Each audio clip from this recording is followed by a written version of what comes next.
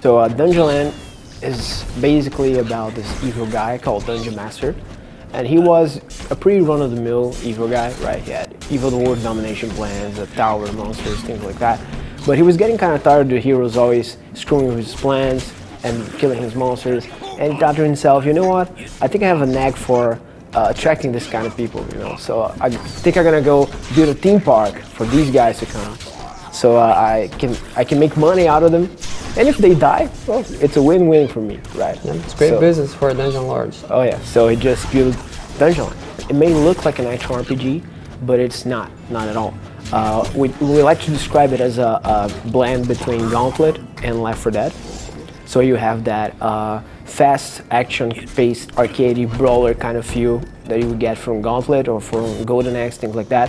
But you also have a very strong focus on cooperation and working together and randomization. Because it's hard. You need to play with your friends. You're not an invincible god, you know, kind of character. Lone wolf guy. No, if you go lone wolf, you're gonna get killed, horribly killed. You need your friends. It is a true multiplayer experience when you're talking about the PvE experience of Dungeonland. Yeah, we were just talking about with the Paradox guys. That's the beauty of doing PC, that you can do whatever you want.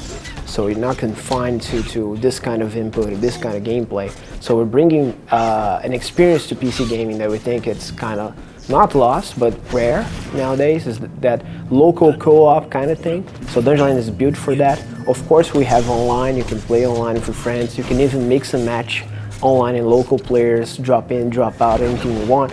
But we built it for that couch experience, you know, 3 guys in front of a TV or a monitor with gamepads in their hands, yelling at each other and trying to work together to get through this very, very hard and unforgiving game. Our first ever prototype we built with just these ugly balls you saw, no animation, no anything.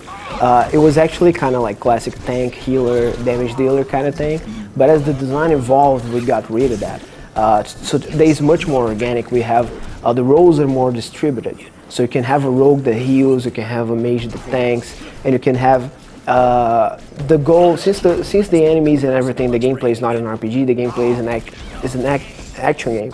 You don't get to like, you don't need that guy to tank. You don't need a guy to heal because you can play and never take any hits, or you can play and kill everything inside. It's very, very skill based. Yeah, exactly. It's not step based at all. And since we have all the perks and everything that you can add to your character and you can customize it, every time you play you get a different, depending on the formation of your party. Like you don't have to play rogue, mage and warrior. You can play 3 warriors, 3 rogues, 2 rogues and a mage, 3 mages, whatever, and then all also have a lot of differences between themselves, you know, the subclasses and the perks and the weapons and whatnot. So when you mix those guys up, you can get pretty much anything. Like the gameplay really varies a lot since all the monsters are randomized and all the dungeons and everything. So that makes a very different experience every time you play it. And I mean, that's what we're looking for, and I think we're achieving. Exactly. And the other thing that we think is very unique about our game, in the PvE mode, to make things ever replayable, ever different, we have the Dungeon Master. The Dungeon Master AI, when you play the PvE mode, he'll act pretty much like the AI director in Left 4 Dead. He'll see what the party is doing. He will randomize the monster positions. He will do the danger events that come in these big waves of monsters that come from time to time. He'll put out chests and barrels and things and sheep in different places, so the experience is always different. And the great innovation that we're bringing is that there's a mode called Dungeon Master mode, where you get to that role of the Dungeon Master is no longer an AI, is a live human player. So you get the 3 guys playing against the 4th guy, and this 4th guy plays the Dungeon Master. So he gets to play, he customizes his loadout with monsters and spells and bosses and passive bonuses and things like that. And he tries to kill the heroes before they reach the end of the dungeon. And you even get to play as the boss. Yeah, and you play in a RTS kind of view, so you have a tactical view of the map and everything, and the heroes are coming through, and you're trying to put traps and tricks and monsters and whatnot. And any time you want to, you can possess a monster and become one of the monsters of the game. So you can play just like one of the heroes, but in the monster side. And we have like, I don't know, 20 something monsters, and they all have different skills and different attacks and stuff. So, and you can also put traits that help your... Yes, when you possess a monster, you, on top of all those monsters' unique abilities, you still have your ability as a dungeon master that you select in your loadout. So right now we have 2. We may increase that after release. So you can get a teleport, or you can get a heal, so you can like support your monsters when you're possessing, or you can be more like an assassin jumping in and out. Yeah, we really want to give players the choice, you know, how they want to play with the dungeon master, and that's fun. It's a lot of fun. It takes everything that we like from the PvE, so the heroes are all always going to deal with different situations and an ever-changing pacing based on the dungeon master actions. And the dungeon master has the ability to do whatever he wants out there. It's a very powerful kind of feeling, and you have the evil left button that you can spam and just laugh your ass.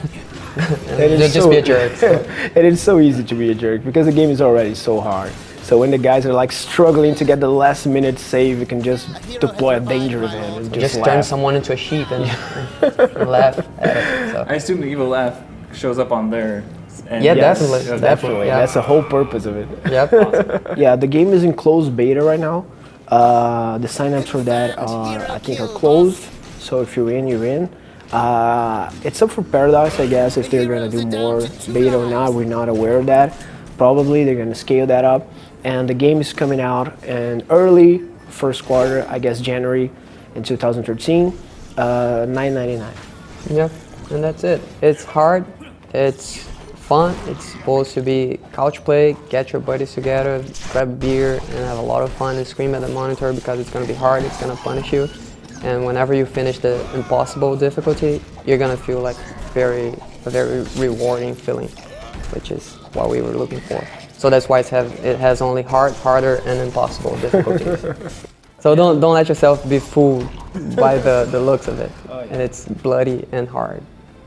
Because the beautiful thing with Dungeonland is that it does have this moment where it clicks. Yeah. At first you're like, okay, I'm just lost here, it's kind of weird, blah, blah. And then you start playing with your buddies, and that's something that is hard to convey. When you look at screenshots and you have a lot of preconceptions about, you know, this kind of games, it's really hard to if you haven't played it with people, it's hard to not think about, you know, any other hack and slash that you've played before. Yeah, because I guess the biggest challenge for us now that we're so close to release is that we can clearly communicate to people what kind of game this is, because like Gabriel said, it's really hard for people to grasp what's unique about the game without playing it, because you look at the videos, look at the screenshot, you think, oh, this is like a Torchlight clone or something, and really doesn't play like that at all. So when you sit down and play it, and not with the bots, but the bots are there mostly for you to learn how to play, for you to get acquainted with it, get your first experience. But it's meant to be played with people, right? Yeah. So after you get this first, especially with people around you locally, like you can look at each other, you can talk and touch each other. It's a very, very interesting experience. And like Gabriel said, it has this clicking moment for it, because it's surprisingly deep. Right now in beta, like the testers, they're doing some pretty great stuff. They're making builds between characters that, since they're combining perks and whatnot to get through the toughest parts, it's pretty awesome. Some of the beta guys, they kind of like jump to Dungeon Master right away, but it becomes such a richer experience for you to jump to the Dungeon Master seat after you kind of have experienced a lot of the hero's point of view, because you start to see things their way. You kind of twist that. You know what's the most annoying thing you can do, right? That tiny moment where you can screw up a revive that is going on. The moment you can push the guy away right when he was doing something to help his friend. You know how to screw the guy. It gets that much more interesting. Yep.